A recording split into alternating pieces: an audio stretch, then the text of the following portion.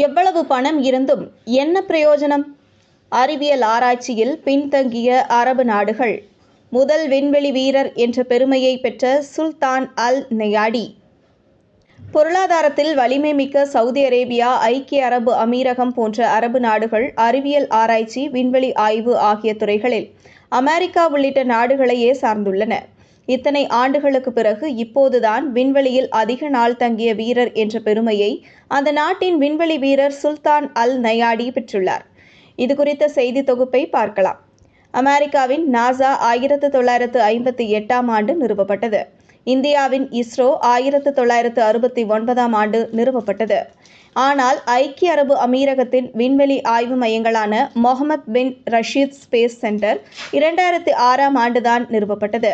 மற்றொரு நிறுவனமான United Arab Emirates space agency 2014ஆம் ஆண்டு நிறுவப்பட்டது. ஐக்கிய அரபு நாடுகளின் முதல் விண்வெளி வீரர்கள் என்ற பெருமையை சுல்தான் அல் நயாடி மற்றும் ஹஸ்ஸா அல் மன்சூரி ஆகிய வீரர்கள் பெற்றனர். இதில் ஹஸ்ஸா அல் மன்சூரி கடந்த 2018ஆம் ஆண்டு விண்வெளிக்கு முதன்முறையாக பயணம் மேற்கொண்டு விண்வெளிக்கு சென்ற முதல் அரேபியர் என்ற பெருமையை பெற்றார். ஆனால் இவர் விண்வெளியில் 8 நாட்கள் மட்டுமே தங்கியிருந்தார். தற்போது பயணம் மேற்கொண்டுள்ள சுல்தான் அல் நயாடி 6 மாதம் விண்வெளியில் தங்கியிருந்தார். இவர் செப்டம்பர் 1ஆம் தேதி பூமிக்கு திரும்புவார் என்று கணிக்கப்பட்டுள்ளது.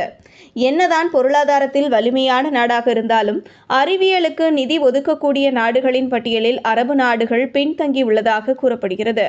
தற்போதைய பயணம் கூட நாசா மற்றும் ஸ்பேஸ் எக்ஸ் நிறுவனத்தின் உதவியுடன் நடைபெற்றுள்ளது. இந்த நிலையில் சுல்தான் அல் நயாடி இந்த பயணத்தை அரபுகள் திருவிழா போல கொண்டாடி வருகின்றனர்.